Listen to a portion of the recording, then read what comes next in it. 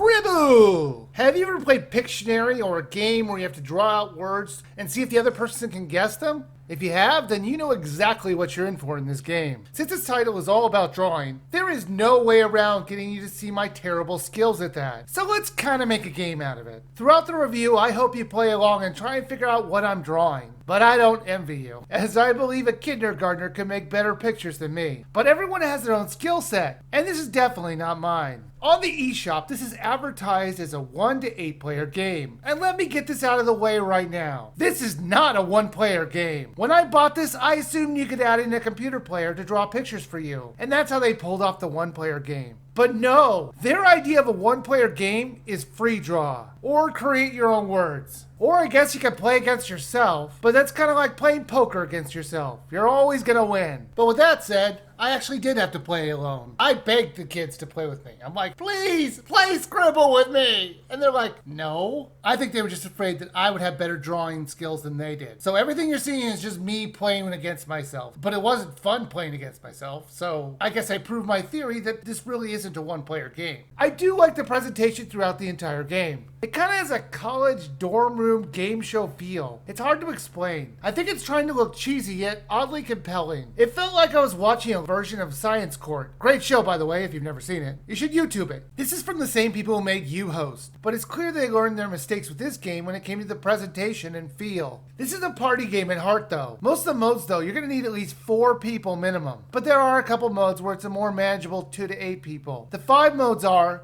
Elimination, Versus, Team, Barricade, and Tug of Draw. Teams, versus, and elimination, that's all pretty straightforward, and I don't think I need to explain those. It's exactly what the titles say they are. Barricade you play as 2 different teams. You have to get your character to the other side of the board. To do this, you have to move 1 step at a time in any direction you want. The other team can do the same thing, and they can even overtake your space. So you're going to need to think when and where you should move. Tug of Draw. 2 teams again. You're each on a different side of a tug-of-war rope. First one to get 5 unanswered points wins. Now, of course, like I mentioned, there's also the Just Doodle mode, where you can draw to your heart's content. The drawing mechanic is all done on the gamepad, and it works really well. They have different sizes of pens to use and different colors to flesh out your creations. Only the person with the gamepad sees the word, and that person will control who wins the points. You're going to see the other players on the gamepad as buttons. You push it if they get it right, so you don't need to worry about having extra Wiimotes, or the game recognizing that you got it right. It's all done from the gamepad, so I guess the gamepad person could be a little bit more lenient, like, okay, you got it close enough. There is an easy mode for words, so you can get words like ear or door, but if you don't turn it on, you get words like Leonardo da Vinci. How on earth am I supposed to draw that? Let's see here. Ninja Turtle, my dad, and Joe Pesci from that movie. Am I supposed to like draw the Mona Lisa? Are you kidding me? In 60 seconds? I don't even think the best drawer out there could do it in 60 seconds. You can also add your own words in the word creator mode. I wish you could upload your own words so other people who own this game could draw pictures of your words, because I would 100% send in the word plethora. Good luck on that one. You are allowed to skip words you can't figure out how to make pictures for, but there should be a limit, like once per round. However, it's only limited by about a 5-second delay on the next word. And of course the game booing you, like it's your fault you can't draw the word Kraken. There is an option to have mutators in the game which will mess with the way you draw on the screen.